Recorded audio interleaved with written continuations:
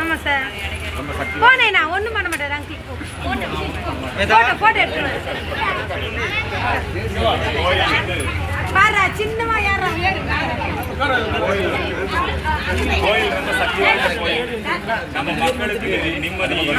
ஆமா சார். கோயில் ஆமா சத்திய உள்ள கோயில். நிச்சயமா ஆண்டவன் அருளால நாம அந்த கோயிலை பாதுகாக்க வேண்டியது நம்முடைய கடமை.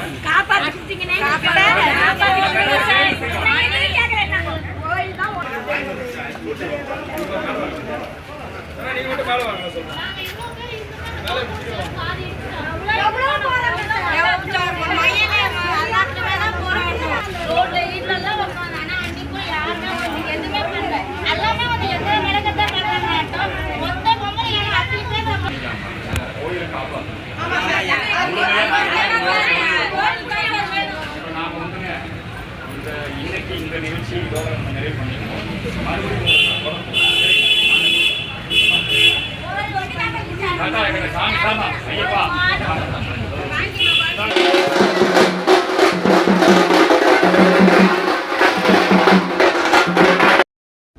இந்து மக்கள் கட்சியின் சார்பில் இந்து மக்கள் கட்சியினுடைய திருவள்ளூர் மாவட்ட அலுவலக திறப்பு விழா வெகு சிறப்பாக நடைபெற்றது. இன்றைய தினம் திருவள்ளூர் புல்லரம்பாக்கம் பகுதியிலே சந்தான கோபாலகிருஷ்ணன் திருக்கோயில் கடந்த 18 வருடங்களாக அந்த பகுதி மக்களுக்கு அருள்பாலித்து வருகக்கூடிய ஒரு அற்புதமான ஆலயம், சக்தி வாய்ந்த ஆலயம். அந்த பகுதி மக்கள் அத்துணை பேரும் அந்த ஆலயம் அங்கேயே இருக்க வேண்டும், கிருஷ்ணருடைய அருளுக்கு பாத்திரமாக வேண்டும் என்று அன்றாடம் வழிபட்டு வருகிறார்கள். ஆனால் ஒரு குடும்பத்தை சார்ந்தவர்கள் அவர்கள் மட்டுமே அங்கே ஆக்கிரமிப்பிலே இருந்து கொண்டு அந்த கோயிலை அகற்ற வேண்டும் என்று ஏதோ குறுக்கு வழியிலே முயற்சி செய்து ஒரு தடையானை அந்த கோயிலை அகற்ற வேண்டும் என்று வாங்கி வந்திருக்கிறார்கள். அதற்கு மேலாக மேல்முறையீடு செய்யப்பட்டிருக்கிறது. கோயில் அங்கேயே இருக்க வேண்டும் என்பது ஊர் மக்கள் அனைவருடைய விருப்பம். ஆகவே அந்த கோயில் அங்கேயே இருப்பதற்கு, கோயில் இடிக்கப்படாமல் பாதுகாப்பதற்குரிய நடவடிக்கைகளை இந்து மக்கள் கட்சியின் மூலம் மேற்கொள்வோம். அந்த மக்களை சந்தித்து பேசுவதற்கு இன்றைக்கு தடை விதித்திருக்கிறார்கள். ஏன்னா அந்த பகுதிக்கு போகக்கூடாது, ஏன்னா அது ஒரு பாகிஸ்தானா, அந்த பகுதிக்கு போகக்கூடாதுன்னு சொல்லி தடை விதிச்சிருக்கிறது வன்மையாக கண்டிக்கத்தக்கது. நிச்சயமாக நாங்கள் அந்த மக்களோடு இருப்போம். உரிய சட்டப்பூர்வமான நடவடிக்கைகளை மேற்கொண்டு சந்தான கிருஷ்ண கோவில் அதை காப்பதற்கான அனைத்து நடவடிக்கைகளையும் மேற்கொள்வோம் என்பதை தெரிவித்துக் கொள்கிறேன். நம்ம திருத்தணி கோவில் கும்பாபிஷேகன்றது வந்து நீண்ட காலமாக கிடப்பிலே போடப்படுகிறது. நம்முடைய மாண்புமிகு அறநிலையத்துறை அமைச்சர் ஐயா சேகர்பாபு அவர்கள் கும்பாபிஷேகம் செய்வதிலே நாங்கள் சாதனை படைத்திருக்கிறோம் என்று மாறுதட்டிக் கொள்கிறார். அப்புறம் கும்பாபிஷேகம் என்பது அறநிலையத்துறையோ ஆலயமோ அவங்களுடைய சொந்த பணத்திலிருந்து, அரசாங்கம் அவங்களுடைய சொந்த பணத்திலிருந்து பண்ணுறதில்லை. கும்பாபிஷேகம் முழுக்க உபயதாரர்கள் மூலமாகத்தான் நடக்குது. பாலடைந்த மசூதிகள் அல்லது சர்ச்சுகள் அதை புனர் நிர்மாணம் செய்ய வேண்டும் என்று சொன்னால் அரசு பணம் ஒதுக்குகிறது. உபயதாரர்கள் தான் கும்பாபிஷேகத்தை சிறப்பாக நடத்துகிறாங்க. வெகு விரைவிலே அறுபடை வீட்டிலே இருக்கக்கூடிய நம்முடைய திருத்தணி மலைக்கோயிலுடைய கும்பாபிஷேகத்தை சிறப்பாக நடத்திட வேண்டும் என்கிற வேண்டுகோளை இந்த நேரத்திலே முன்வைக்கின்றேன். தமிழகத்திலே ஒரு மோசமான அரசியல் கலாச்சாரம். அதிமுகவினுடைய மூத்த தலைவர் முன்னாள் அமைச்சர் திண்டுக்கல் ஸ்ரீனிவாசன் அவர்கள் இப்பொழுது கூட்டணி அமைக்க வேண்டும் என்று சொன்னால் 100 கோடி ரூபாய் கேட்கிறார்கள், சீட்டு கேட்கிறார்கள், சீட்டு நோட்டு இதை வைத்துத்தான் கூட்டணி அமைக்கிறார்கள் என்று வெளிப்படையாக பேசியிருக்கிறார், உண்மையை பேசியிருக்கிறார். கடந்த காலத்திலே திமுகவோடு கூட்டணி அமைத்த கம்யூனிஸ்ட் கட்சிகளுக்கு 10 கோடி ரூபாய் ஒரு கம்யூனிஸ்ட் கட்சிக்கும் 12 கோடி ரூபாய் ஒரு கம்யூனிஸ்ட் கட்சிக்கும் கொடுத்து தான் கூட்டணி அமைச்சாங்க. இது தெரிஞ்சு அவங்க அக்கௌண்ட்லேயே கொடுத்துருக்குறாங்க. ஆக தமிழ்நாட்டினுடைய அரசியல் தரம் தாழ்ந்து விட்டது. கூட்டணிகள் மக்கள் நலனுக்காக அமைக்கப்படுவதல்ல. கட்சிகள் கொள்கைகளை கைவிட்டு அவர்கள் முழுக்க சீட்டுக்கும் நோட்டுக்கும் கூட்டணி அமைக்கிறார்கள். இந்த கலாச்சாரம் ஒழிய வேண்டும்.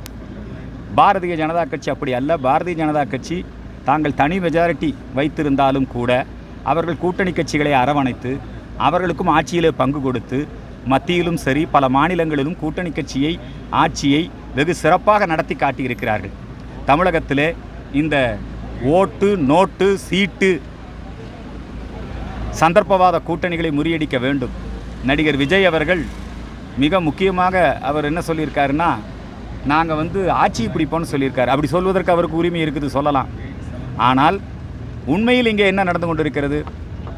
அவர் இன்னொரு திமுகவாக தான் செயல்படுறார். இருமொழி கொள்கையாக இருக்கலாம், நீட்டாக இருக்கலாம், அல்லது பாரத நாட்டை ஒன்றியம்னு சொல்கிறதா இருக்கலாம், மத்திய அரசு எதிர்ப்பாக இருக்கலாம். எப்படியாவது தமிழகத்திலே ஒரு கிறிஸ்தவரை முதலமைச்சராக்க வேண்டும் என்று கிறிஸ்தவ மிஷனரிகள் ஒரு மிகப்பெரிய அரசியலிலே அவர்கள் ஒரு சதி வேலையை செய்து கொண்டிருக்கிறார்கள். கிறிஸ்தவர்கள் முதலமைச்சர் ஆகட்டும், மக்கள் தேர்ந்தெடுத்து முதலமைச்சர் ஆகட்டும், ஆனால் திட்டமிட்டு இவர்கள் செய்கிறார்கள். இது கண்டிக்கத்தக்கது. ஒன்று உதயநிதியை முதலமைச்சராக்கணும், கிறிஸ்தவ மிஷனருடைய திட்டம் அது, அல்லது ஜோசப் விஜயை முதலமைச்சராக்கணும். அதுக்கு தகுந்தபடி அவர்கள் காய்களை நகர்த்தி கொண்டு அனைத்து கட்சிகளிலும் கிறிஸ்தவ என்ஜிஓக்கள் இதிலே தலையிட்டு அத்தகைய முயற்சிகளை மேற்கொண்டு வருகிறார்கள். இதை நாங்கள் முறியடிப்போம் என்பதை தெரிவித்துக் கொள்கிறேன். இந்து மக்கள் கட்சியின் சார்பிலே வெகு தீவிரமாக செயல்பட்டு கொண்டிருக்கக்கூடியவர்களையெல்லாம் கைது செய்து அவர்களையெல்லாம் சிறையில் அடைத்து இந்து மக்கள் கட்சியினுடைய செயல்பாடுகளை முடக்குவதற்கு இந்த அரசாங்கம் ஏதோச்சாதிகாரமாக செயல்படுகிறது. அதுவும் குறிப்பாக இந்த பிராமணர்கள் மாநாடு நடத்தி முடித்த பிறகு கஸ்தூரியை கைது செய்தது, இந்து மக்கள் கட்சியினுடைய இளைஞரணி ஓம்கார் பாலாஜியை கைது செய்தது, இதெல்லாம் வன்மையாக கண்டிக்கத்தக்கது. அவர்களை சிறையிலே அடைத்து துன்பப்படுத்துகிறார்கள், சித்திரவதை செய்கிறார்கள். திராவிடர் கழகமும் விடுதலை சிறுத்தைகளும் தான் இப்போ போலீஸை நடத்திட்டு இருக்கிறாங்க. திமுக தலைமை இது விஷயத்திலே நடவடிக்கை எடுக்க வேண்டும் என்று கேட்டுக்கொள்கிறேன். சந்தனம் கூட 24 கிலோ சந்தனத்தை தமிழக அரசு கொடுக்குறீங்க, வரவேற்கிறேன். அவங்க ரம்ஜானுக்கு நோன்பு கஞ்சி அதுக்கு அரிசி கொடுக்குறாங்க, வரவேற்கிறேன். சந்தனம் கொடுக்குறாங்க, வரவேற்கிறேன். அதுபோல் ஆடி மாதம் அம்மன் கோயில்களிலே கூழ் வார்ப்பதற்கு தானியங்களை கொடுங்க. சபரிமலை ஐயப்பன் கோயிலுக்கு போகிறாங்க, ஐயப்பன் மலை கோயிலுக்கு செல்லக்கூடிய புனித யாத்திரை செல்லக்கூடிய பக்தர்களுக்கு உதவித்தொகை கொடுங்க. மெக்கா மதீனா போனால் உதவித்தொகை கொடுக்குறீங்கல்ல. அறநிலையத்துறை சார்பில் ஏழை ஐயப்ப சாமிகள் 2000 பேரை ஒரு மாவட்டத்துக்கு தேர்ந்தெடுத்து தலா 5000 ரூபாய் வழங்குங்க. இந்த கோரிக்கையை முன்வைக்கின்றேன். நன்றி.